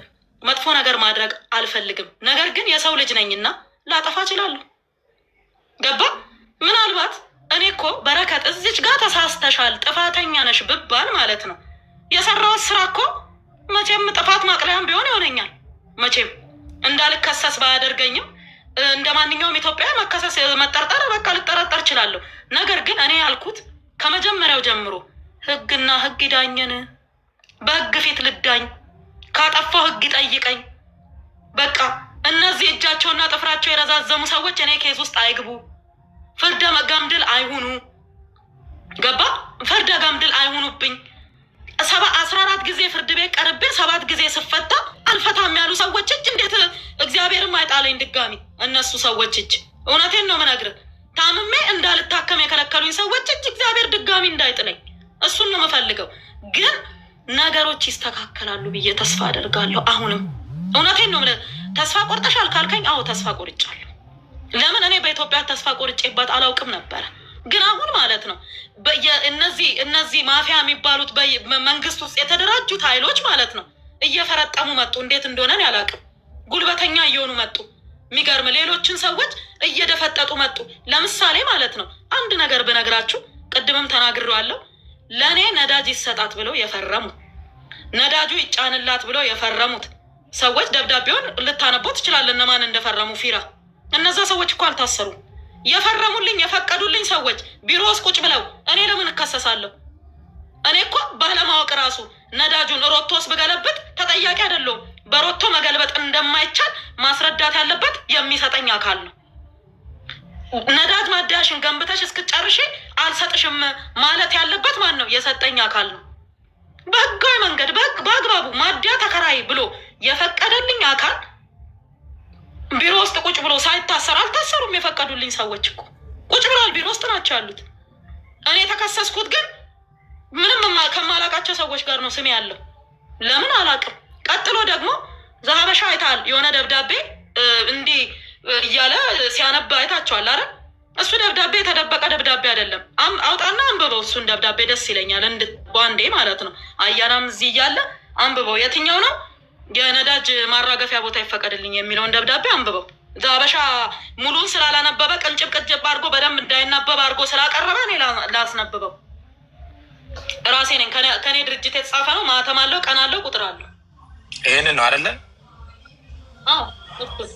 እሺ ስክሪንሻት አድርጎት ከፈለጋችሁ እሺ ላንብበው። እሺ ከላይ ሄዲንግ ሌተሩ በረከት ወርቁ አደራ ይላል። ፋርም ኤንድ አግሮ ኢንዱስትሪ ኢንቨስትመንት ይላል። ቀን 13/02/2018 ይላል። ሪፈረንስ ነምበሩ 033/18 ይላል። ለነዳጅ እና ኤነርጂ ባለስልጣን አዲስ አበባ። ጉዳዩ የነዳጅ ማራገፊያ ቦታ ስለመጠየቅ ከላይ በርዕሱ ለመግለጽ እንደተሞከረው ድርጅታችን በረከት ወርቁ አደራ እርሻ ኢንቨስትመንት በጋምቤላ ክልል በዲማ ወረዳ እና በጋምቤላ ወረዳ የለማ የገበሬ ማህበር መሬት 220 ሄክታር እና በምንጣሮ ላይ የሚገኝ 520 ሄክታር፣ በአፋር ክልል 1000 ሄክታር፣ በደቡብ ኢትዮጵያ 600 ሄክታር እንዲሁም በኦሮሚያ ክልል አውት ግሮወርስን ጨምሮ 920 ሄክታር የእርሻ መሬት እንዳለው ይታወቃል። በመሆኑም በጋምቤላ ክልል ዲማ ወረዳ የራሳችንን የነዳጅ ማጠራቀሚያ ገንብተን እስክናጠናቅቅ ድረስ ለእርሻ ስራ ብቻ የሚሆን የነዳጅ ማጠራቀሚያ ታንከሮች መከራየታችንን እየገለጸን በእናንተ በኩል አስፈላጊው ፍቃድ ድጋፍ እንድታደርጉልን ስንል በአክብሮት እንጠይቃለን። ከሰላምታ ጋር በረከት ወርቁ አደራ ዋና ስራ አስኪያጅ ይላል። ስለዚህ ቅድም ዘመረሻ ያቀረበው ደብዳቤ ይሄ ደብዳቤ ነው። ምንድነው ስህተቱ? ጥፋቱ ምንድነው? ምን ጥፋት አለው? ቦታ እስከምብቻች ከምጨርስ ድረስ ቦታ ተከራይቻለሁና ይፈቀድልኝ አይደለ ብዬ ጠየቁት። ይሄ ደብዳቤ እንዲህ መሆኑ የተደበቀ ደብዳቤ አይደለ። ይሄው ህጋዊ ደብዳቤ ነው። ባለስልጣን መስሪያ ቤቱ ፐርሚሽን እንዲሰጠኝ እኮ ነው የጠየቅኩት። ከዛ ፐርሚሽን ሰጠኝ። የሰጠኝ ሰውዬ የት ነው? ቢሮ ውስጥ ቁጭ ብሏል። ማን ነው? ዶክተር ደስታው ነው። ምክንያቱም መደብቀው ነገር ስላልሆነ የፈረመልኝ የፈቀደልኝ ዶክተር ደስታ ነው። ዶክተር ደስታው ደግሞ አልታሰረም። ከታሰሩት መካከል አይደለም። ቀጥሎ ደግሞ የመጨረሻውን ፊርማ የፈረመልኝ ምክትል ዋና ዳይሬክተሩ ባህሩ ነው። ባህሩም አልታሰረም። ቢሮ ቁጭ ብሎ ነው ያለው። እኔ ግን የተፈሰኩት ከማን ጋር? ከማላውቃቸው ሰዎች ጋር። አለቀ። አላውቃቸውም። እነዛን ሰዎች ምን እንዳደረጉልኝ ራሱ አላየሁም። ለምን ከነሱ ጋር ክስ ውስጥ እንደገባው ራሱ አላውቅም። ስለዚህ ምንላችሁ ፈልጌ ነው በከባድ ሙስና በከባድ እንትን እየተፈለገች ነው ምናምን። እኔ የትኛውን ከባድ ሙስና በልቼ ነው አብልቼ ነው? እሺ ሸጬስ ከሆነ ለማን የሸጥኩት? አብልቼስ ከሆነ ለማን ያበላሁት? ከማን የበላሁት? ግልጽ የሆነ ንግግር እኮ ያስፈልጋል። ገባ? ዝም ብሎ ሾላ በድፍኑ የሆነ ክስ ነው ያደርጋል። ይሄ እኮ ሾላ በድፍኑ እኮ ነው። ግልጽ የሆነ ነገር እኮ የለውም። ዝም ብሎ በቃ ከፈለገ ተከራክራ ፈርድሜም ግጣ ተጋግጣም ቢሆን ውጣ ብሎ እኮ ሰው አይከሰትም። ገባ? የምሰራው ስራ እኮ ከግምት ይገባል። አንድ ሰው እኮ ጥፋት እንኳን ኖሮበት ለህዝብ ጥቅም ተብሎ እኮ ክስ ይቋረጣል። ጥፋት እንኳን ኖሮበት እኔ ሳላጠፋ ነው። እኔ ንጹህ ሰው ነኝ ብዬ ነው ማምነው። በንጽህና እንቀጥላለሁ። ደግሞ ኢትዮጵያን እኔ አሁንም ቢሆን ሀገሬ ነች ወዳታለሁ። ገባት? አሁንም ሀገሬ ነች ወዳታለሁ። ግን ማንም ሰው እንዲጎዳትም እንዲሰድባትም አልፈልግም ሀገሬን። አሁንም ቢሆን ማለት ነው። ቢሄድም በቃኝ እንኳን ብዬ ወደ አይርላንድም ብመለስ ወደ ሌላ ሀገር ብመለስ ሀገሬ ነች እኮ። ኢትዮጵያዊ መሆኔ እኮ ከላይ ላይ የሚፋቅ ነገር አይደለም። ለዘላለም እስከ መቃብር ድረስ አብሮኝ የሚቀጥል ነገር ነው እና ብዙ ነገር ብለናል፣ ብዙ ተነጋግረናል። ኢትዮጵያ ውስጥ ደግሞ የመጨረሻ ልነግራችሁ የምፈልገው ነዳጅ ማደያ ሳይኖር ነዳጅ ማራገብ የሚል ነገር ዘሀበሻ ስላለ ጥርት እንዲልላችሁ ኢትዮጵያ ውስጥ 1980 ማደያዎች አሉ። ፍቃድ የላቸው ነዳጅ የሚያራግቡ ማደያዎች አሉ። ከነሱ መሀል 320 ማደያ ክራይ ናቸው። ስለዛ ማደያ ተከራይቶ ነዳጅ ማራገብ አይከለከልም፣ ህጉ አይከለክልም። ስለዛ ተከራይቼ ፍቀዱልኝ ብዬ ጠየቅኩኝ፣ ተፈቀደልኝ። ላራግብ ስል እስር ቤት ነኝ ያለው። ነዳጁን ራሳቸው ሸጡት። አለቀ። ይኸው ነው ታሪክ። አይ ቲንክ እኔ ጨርሻለሁኝ። በረከት አይ ቲንክ አንዳንዱ ነገር ለአንቺም የሚጠቅም ይመስለኛል። አሁን ፍራስትሬት ተስፋ የሚያስቆርጥ የሆነው ነገር እያየሁ ያለሁት በተለይ ወደ ሚዲያ ማምጣታቸው ምንድነው ዲስጋይስ የሆነ በረከት ነው እና በመጥፎነት ውስጥ የተደበቀ ጥሩነትም ሊኖረው ይችላል። ቢኮዝ አሁን ያው በሰው ፊት የሚታይ ነው። አንቺ ከህጉ ጋር ያለሽን ግንኙነት በህጋዊ መንገድ እንዳልሽው መቀጠል ነው። አሁን የምትነግሪኝ ዲቴሎች ለፍርድ ቤት ቀርበው ፍርድ ቤት መርምሮ ውሳኔ የሚሰጥባቸው ናቸው። እዚህ ሚዲያ ላይ ያለን ሰዎች ፍርደ ገምድል ነው የምንሰጠው። እኔ እንኳን እንደው ሌላ ጊዜ የምራቀቀው ሰውዬ ትላንትና ፌስቡክ አይቼ ሸርተት ብያለሁ እና እንደዛ መጠንቀቅ ያስፈልጋል። በፍርድ ቤት ሂደት ውስጥ መስተካከል ያለበት ነው። ተስፋ አትቁረጪ። ተስፋ የሚያስቆርጥ አይደለም። የስራ ሰው ነሽ። የጠፋም ነገር ቢኖር የለማም ነገር ቢኖር በህግ የሚያዘው ነገር ይያዛል። የምናውቀው አይናችን ያየውን ግን ማንክደው ኢትዮጵያ ላይ ምን ያህል ኢምፓክትፉል የሆንሽ ሴት ለሌሎች ሴቶች ምሳሌ የምትሆኝ እንደሆንሽ አውቃለሁ እና በርቺ። ዲስከሬጅድ እንድትሆኝ ተስፋ እንድትቆርጭ አልፈልግም። የሚሰራ እጅ ሊያጠፋ ይችላል። እኔ ብታጠፊ አጠፋሽ እያልኩ ያለም ከምትነግሪኝ ነገር አላየውም። ግን ብታጠፊ ራሱ ማለት ነው አንቺ የሰራሽውን እና ያደረግሽውን ነገር ምንክደው አይደለም። ስለዚህ በርቺ። መንግስትም ደግሞ ወደ ታች እየወረሽ ስቴጂም ብዙ ቦታ ላይ ብልሹነት እንዳለው የተደራጀ ነገር እንዳለው መጥፎ እንደሆነ ሁሉ ጥሩውንም ደግሞ ታውቂዋለሽ፣ አይተሽዋል። ምን እንደተደረገ ምን ያህል እንቅስቃሴ እንዳደረጉ ከባንክ አንጻር ስንቄዎች ምን ያህል ለአንቺ ያላቸውን ቦታ ታውቂያለሽ። ፌዴራል መንግስት የአዴ ከንቲባ ጽሕፈት ቤት እንዴት እንደሆኑ ታውቂያለሽ። ይሄንን አይነት ጥሩ ግንኙነትም አለሽ እና አንዳንድ ጊዜ መራራውን ቅጠል ከእንትኑ ከምግቡ ጋር ብሉት የሚለውንም ማሰብ ያስፈልጋል እና ይሄ መራራው ነገር ነው። የሚጸዳበት መንገድ ይኖራል ብዬ አስባለሁ። በምችለው ነገር ሁሉ ፎሎ እናደርጋለን። ያው ወደ ሚዲያ ራሳቸው ስለሆኑ ያመጡት ቀድመው፣ እኛም ደግሞ እንደ ህዝብ ፕሮቴክት የማድረግና ፍትሐዊ የሆነ እርምጃ ብቻ እንዲወሰድ የማድረጉን ስራ እንሰራለን። በርቺ። በውስጥ ደግሞ ሰራ ምልሻለሁ። እንዳስገነዝብ የምፈልገው እዚህም ያለው ሰው እንዲገነዘበ የምፈልገው ማለት ነው እኔ ከእስር የተፈታሁት ጥር ውስጥ ነው አይደለ? አንድ ነገር ስለ እስር ቤቱ ሁኔታ ምን እንደገጠመኝ እንዴት እንደታሰርኩ ህመሜን በተመለከተ አውርቻለሁ። ሶሻል ሚዲያ ላይ መጥቼ አንድ ነገር ትንፍሽ ይዛሉ ለአንድ ሰው አላወራሁም፣ አልተናገርኩም፣ አልኩት ሁሉን ነገር ችዬ ማለት ነው። ወደ ሚዲያ ጭራሽም አልመጣሁም። በቃ ትናንትና ነው ወደ ሚዲያ የመጣሁት። ለምን? እራሳቸው አስገደዱኝ። አሁን እኔ ዝም ብዬ ጊዜ እግዚአብሔር የፈቀደውን በቃ እንደዚህ ያደረጉ አሉ ሰዎቹ ብዬ ዝም ብል ማለት ነው። ገባ? ይኸው ችግር ስላለባት ነው ጸጥ ያለችው። እንደዚህ ስለሆነ ነው ስለሚባል በፌስቡክ መጥተው በፌስቡክ መልስ ሰጠው። ገባ? ቤቱ መጥተው መቅረት ወይም ቢሆን ኖሮ ቤቴ መጥተው ፈልገውም ቢሆን ኖሮ ገባ? ካልጠፋ ጠፋሽ ብሎ ባያሰሩብኝ ኖሮ ማለት ነው እውነቱን ብነግርህ እዚህ ሚዲያ ላይ የማይመጣም ይሄ ሁሉ ብጥብጥም ጭቅጭቅም አጀንዳ የማይመጣም ብዙ ሰዎች ደግሞ 98 ቢሊዮን ነው 78 ቢሊዮን በ9 ወር ውስጥ ተዘረፈ ብሎ ፓርላማ ላይ አቅርቧል ነበር ፌዴራል ፖሊስ። ምናልባት እሱንም መሸፈኛ አድርገውች ሊሆን ይችላል የሚልም አስተያየት አለ። አድርገውኝ እንኳን እንግዲህ ይመቻል። ምንም ማድረግ አይቻልም። ሌላው ግን እኔ አንድ አያናም እያለ እዚህ ጋር ኮሜንት ላይ ያየው ስለነበረ የወርቅ ቢዝነስ ውስጥ ገብተሻል፣ የወርቅ ቢዝነሱ ህጋዊ እንደሆነ ደብዳቤ እንደተጻፈልሽ እና በምን ያክል ካፒታል እንደጀመርሽ ላንብብላቸው። ኦኬ፣ እዚህ ጋር የተጻፈ ደብዳቤ አለ። የተጻፈው ደብዳቤ ማዕተብ አለው፣ ምን አለው? ለዲማ ወረዳ አስተዳደር ምክር ቤት ዲማ ይላል። ጉዳዩ የድጋፍ ደብዳቤ ስለመስጠት ይላል። ከላይ ሄዲንግ ሌተሩ የጋምቤላ ህዝቦች ብሔራዊ ክልላዊ መንግስት ፕሬዚዳንት ጽሕፈት ቤት ይላል እና በውጭ የሚኖሩ ኢትዮጵያውያንና ትውልድ ኢትዮጵያውያን በትውልድ ሀገራቸው ማህበራዊና ኢኮኖሚያዊ ተሳትፎ ለማሳደግ ራሳቸውና ትውልድ ሀገራቸውን መጥቀም እንዲችሉ ዘርፈ ብዙ እንቅስቃሴዎች የተደረገ መሆኑ ይታወቃል። በዚህ መሰረት ለትውልድ ኢትዮጵያውያን በአየርላንድ ነዋሪ የሆኑት ቁጥሩ ኢኪው ብሎ ቁጭ ያለ አላነበውም ፓስፖርት ነበር ስለሆነ የሆነ የኢትዮጵያ ፓስፖርት የያዙ ልብ በሉ። በረከት የያዘችው ፓስፖርት የኢትዮጵያ ነው።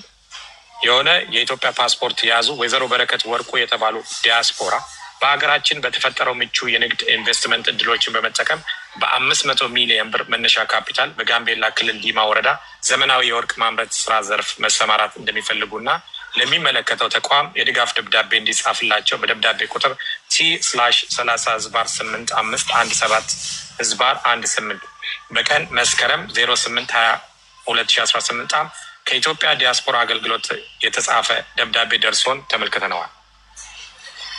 ስለሆነም አመልካቿ መንግስት በፈጠረው ምቹ የኢንቨስትመንት እድል ተጠቅመው ራሳቸውና ክልላቸውን መጥቀም እንዲችሉ ህግና ደንብ መሰረት ካፒታላቸውን እንዲመዘገብና ደብዳቤ እንዲጻፍላቸው በሚጻፍላቸው ወቅት በግልባጭ ለክልሉ ዲያስፖራ ጽሕፈት ቤት እንዲያሳውቁ እየገለጽን የጠየቁት የወርቅ ማዕድን ቦታ እንዲሰጣቸው ወደ ስራ እንዲገቡ ተገቢው እንዲፈጸም አስታውቃለሁ።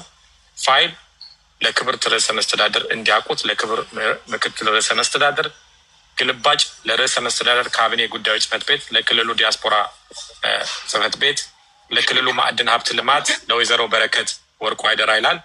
ከሰላምታ ጋር ኡቶ ኦኮቶ ውዶ የሚል ማተብ ያለው እንትን አለ እና በዚህ ቦታ ግን እኔ በጣም ልነግርሽ የምፈልገው ላመሰግን የምፈልገው የዲማ ወረዳ ወይ ደግሞ የጋምቤላ ክልል ርዕሰ መስተዳድር ምን ያህል አንቺን ሰፖርት ሲያደርጉ እንደነበረና ስራቸውን በትጋት እየሰሩ መሆናቸውን አይቻልም። ማለት ቴንኪው እየሰሩ ላሉትም ቴንኪው ማለት ስለምፈልግ ነው። ምክንያቱም ነዳጅ በተያዘብሽ ጊዜም ደብዳቤ ይጽፋሉ ለማስለቀቅ በየትኛውም ቦታ ትብብር ያደርጋሉና የጋምቤላ ክልል ርዕሰ መስተዳድር በዚህ አጋጣሚ በዚህ ህዝብ ፊት 11200 ህዝብ ፊት እንዲሁም ደግሞ ጠንካራ ሴት ናቸው። ወይዘሮ አለሚቱ ይባላሉ። እውነት ሴት ፕሬዝዳንት ናቸው። በጣም ጠንካራ ለምን እንደምታውቀው ጋምቤላ ከደቡብ ሱዳን ጋር ድንበርተኛ ነች። የተለያዩ ከድንበር እየመጡ የሚረብሹ ምናምን አንዳንድ አካላት አሉ። በጣም የሚገርም ነገር በጥንካሬ በብቃት ክልሉን እየመሩ ያሉ ታላቅ ሴት ናቸው። ኢንቨስትመንት ዘርፍ ስፔሻሊ ከወርቅም በላይ ወደ እርሻ ያደላሉ። እንዳየዋቸው ከሆነ በጣም ለእርሻ ያደላሉ። በጣም የተማሩ ጠንካራ ሴት ናቸው እና ላመሰግናቸው እወዳለሁ። ደስ ይሉ በጣም ማለት በጣም መልካም ደስ የሚሉ ሴት ናቸው እና እግዚአብሔር ይባርካቸው። ከዚህ በላይ ጽናቱን ጥንካሬውን ይስጣቸው፣ ጥበቡን ይስጣቸው ህዝባቸውን እንዲመሩ ማለት ነው። በነገራችን ላይ ብዙ ጊዜ ብዙ ሰው ማለት ነው ስለኔ ይጠይቀኛል። ስለኔ ሚንስ አያናም እየሰማክ 11,000 ሰው አለ እዚህ ጋር በረከት ስለ ቤተሰብሽ ንገሪኝ፣ ስለ አባትሽ ንገሪኝ ይሉኛል። በጣም ብዙ ሰው ማን በቃ አብዬ ስለ አባቴን እንደምወድ ብዙ ጊዜ አውርቻለሁ፣ ግን ስለ አባቴ ብዙ ነገር ተናግሬ አላውቅም እና ዛሬ ግን ልንገራችሁ። እኔ አባቴ የዛሬ 16 ዓመት ነው በህይወት ያጣሁት የሞተው። ወርቁ አደራ ቡታ ይባላል። ተወልዶ ያደገው ቦሌ ቡልቡላ ነው። የቦሌ ቡልቡላ ተወላጅ ነው። አዲስ አበባ ውስጥ የመጀመሪያው የልማት ተነሺ ሲነሳና ወደ ሰንዳፋ ወደ ሱሉልታና ወደ መናገሻ ሊያዘጉት ስለሆነ ይሄኛውን ፎሎ አድርጉት። አንዴ ሪስትሪክት እያለ ስለሆነ ሊያዘጉት ስለሆነ ይሄን ፎሎ አድርጉትና በዚህ እንገባለን። ከብዙ ከቅድም ጀምሮ እየታገሉ ነው። ይሄኛውን እንትን አድርጉልኝ። ፎሎ ሀሳባችን ስለጨረስን ቢዘጉትም ባያዘጉትም ምንውጥ የለም፣ ችግር የለም። ግን ይሄን ፎሎ አድርጉትና በዚህ ገብተን እና አባቴ አርሲ ላይ ወይም ሻሸመኔ አርሲ ሊጣ ይባላል ወይም ምዕራብ አርሲ ሻሸመኔ ማንዴላ የቀት ትምህርት ቤት የሚባል አለ። ያንን ትምህርት ቤት የመሰረተ በኦሮምኛ የመጀመሪያ የርቀት ትምህርት ቤትን መስርቶ ብዙ አመራሮችን ማለት በዝቅተኛ ደረጃ የነበሩ አመራሮችን ያስተማረ ቲቲሲ መምህራን ኮሌጅ የሚባለውን 14 ዓመት ያስተማረ ታቦር ትምህርት ቤትን ጨምሮ ማለት ነው። በጣም ከአንደኛ እስከ 4ኛ ክፍል አሁን የአፍ መፍቻ ቋንቋቸው ይማሩ ሲባል ህፃናቶች ማለት ነው ጀርባው ላይ ቁቤን የተረጎመ የመጀመሪያው ሰው የኔ አባት ነው። ከአንደኛ እስከ 4ኛ ክፍል ያሉ ህፃናት የሚማሩበትን መጽሐፍ የተረጎመው ወርቁ አደራ ቡታ ይባላል። የሱ ልጅ ነኝ እኔ በረከት ወርቁ አደራ እባላለሁ። እናቴም ትውልዷም እድገቷም አዲስ አበባ ነው። የቡልጋሪያ ልጅ ነች እሷ ደግሞ ማለት ነው። አያቴ የእሷ አባት አያቴ 50 አለቃ ተስፋ ያማረ ይባላል። የአዲስ አበባ ከተማ የመጀመሪያው ትራፊክ ነው። ከመጀመሪያዎቹ 5 ትራፊኮች አንዱ አያቴ ነው እና እናቴም አባቴም የአዲስ አበባ ሰዎች ናቸው። አባቴ ብዙ ጊዜ ስለ ዘር፣ ስለ ሃይማኖት፣ ስለ ማንነት አውርቻ አላውቅም። አባቴ የሸዋ ሰው ነው፣ የአዲስ አበባ ሰው ነው፣ የአዲስ አበባ ኦሮሞ ነው፣ ጉለሌ ነው። ስለዛ ስለ አዲስ አበባ ሲወራ እኔ አሁን አዲስ አበባ ስሄድ ምናምን ተሰድጄ መሄድ ነው የሚመስለኝ ሐዋሳ ልጅ ስለሆንኩኝ ማለት ነው። ነገር ግን ከትልቁ የሸዋ ሕዝብ የተፈጠርኩ ንጹህ ኢትዮጵያዊ ነኝ እንድታውቁ ማለት ነው። ማለት ስለ አዲስ አበባ ሲወራ በጣም ይመለከተኛል። እናቴም አባቴም የአዲስ አበባ ልጆች ናቸው። የመጀመሪያ የልማት ተነሽን ቤተሰብ ነው ያለኝ።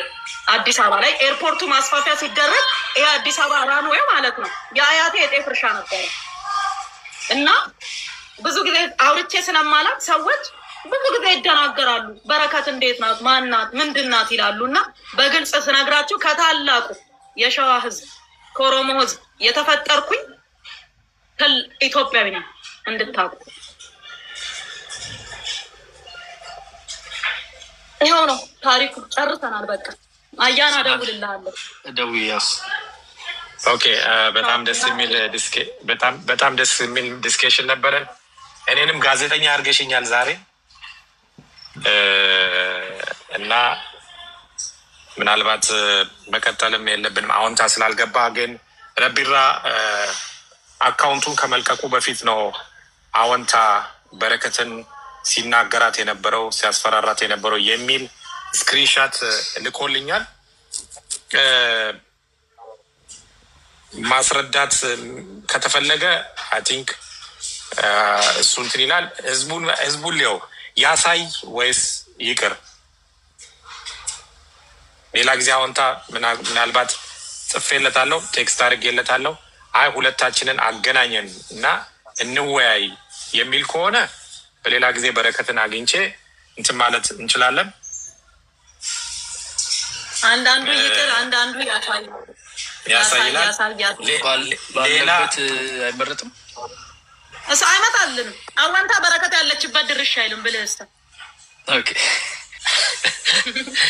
ስለዚህ አሁን ይሄ ነው ለምን መሰለህ ስለ ሴኩሪቲ ካምፓኒያችን ስለተለያየ ነገር አውርቶ በረከት እዛ ድርጅት ውስጥ 1% ነው ያላት ብሏል። በምን አወቀ? ዌብሳይት ላይ አልተለቀቀ፣ ፌስቡክ ላይ ያለ ሪሰርች አድርጎ አላመጣ፣ ስፈራረም አላየ፣ ባለቤቷ ባደረገው አስተዋጽኦ። ስለዚህ እስቲ በማስረጃ ይንገረኝ። 46 ሰው በበረከት ተጭበርብረናል ብሎ ከሷታል ይበል። እስቲ ስማቸውን ይጥራ ይውጣና 40ውን ይተውና ማለት የ6ቱን ይጥራ ይውጣና።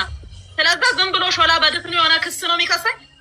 ፌዴራል ፖሊስንም እኮ አሳስቷል። በነገራችን ላይ እውነት መስሏቸው ማለት ነው ምን እንዳደረጉ ታውቃለህ? ጠሩትና አወንታ በረከትን የሚከሳት ሰው ስለጠፋ ማለት ነው ልንጠይቃት ልትጠየቅ ስላልቻለች እባክህን እስቲ የተወሰኑ ሰዎችን ስጠን ስል እኔም እኮ ሰው ጠቁመኝ ነው አላውቅም አላለም። ምን ዋጋ አለው? አብይ ልማ $1000 ከፍሎት ነው ይሄን ሁሉ ነገር ያደረገው። $1000 ደግሞ የተከፈለበትን ስሊፕ ልክላለሁ። ቴሌ ዋሌት የሚባል አለ አይደል? ኢትዮጵያ ውስጥ ቴሌ ብርና ቴሌ ዋሌቱን ፕሪንት ያድርግና አልተከፈለኝም ብሎ ስሊፑን ያምጣ። ቴሌ ብር ነው እዚሁ ላይም አይደለም። ቴሌ ዋሌት እኮ የቴሌ ዋሌት ነው። ቴሌ ብር እኮ ቴሌ ዋሌት በቴሌ ዋሌት ነው የተከፈለ።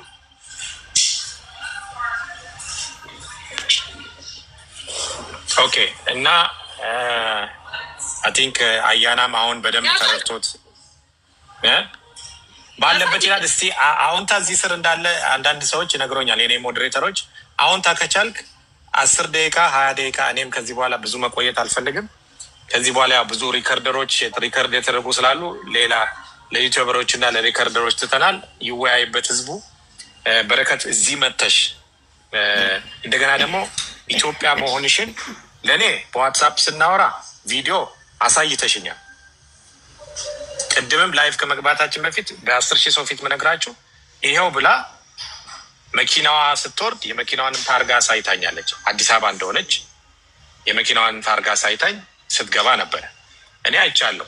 ለእናንተ እንትን እንድትል ነው መስኮት አሳይ ስላት የነበረው እንጂ እርግጠኛ ልሁን አዲስ አበባ ነች ስላት ይኸው ብላ መኪናዋን አይቻለሁ። ነጭ ቪኤት መኪና ታርጋዋን አይቻለሁ። መኪናዋን አይቻለሁ። የኢትዮጵያ ታርጋ ነው እና ፌዴራል ፖሊስ ምናልባት ካጣው እኔን ይጠይቁኝና እኔ ቤት ነው ያለችው ልበላችሁ። ስለዚህ ፌዴራል ፖሊስ አንድ እንትን ካለ እኔን ይጠይቁኝ ማለት ይችላል። ግን እንደ ሀሳብ እንደ አንድ ኢትዮጵያዊ ወይ ደግሞ እንደ ሀገሬን በጣም ስለምወድና እንደሚመለከተው እኔ ሀገሬንም እወዳለሁ። የጠቅላይ ሚኒስትር ዶክተር አብይን በሚሰራው ስራ በጣም ነው የምወደው። 10,000 ሰው ፊት የምናገረው በሚሰራው ስራ የትጋት ሰው ነው። ሌብነት የለበትም። በሚሰራው ስራ ዶክተር አብይን በጣም ከሚያደንቁትና ከሚወዱት ከሚጸልዩለት ሰዎች መሀል አንዱ ነኝ። እንዲሁም የአዲስ አበባ ከተማ ከንቲባ ክብርት አዳነች አቤቤ እሳቸውንም በስራቸው ከሚያደንቋቸው ሰዎች አንዱ ነኝ። ጎበዝ ናቸው። ሌብነት የለባቸውም። ለሀገር የሚለፉ ሰዎች ናቸው።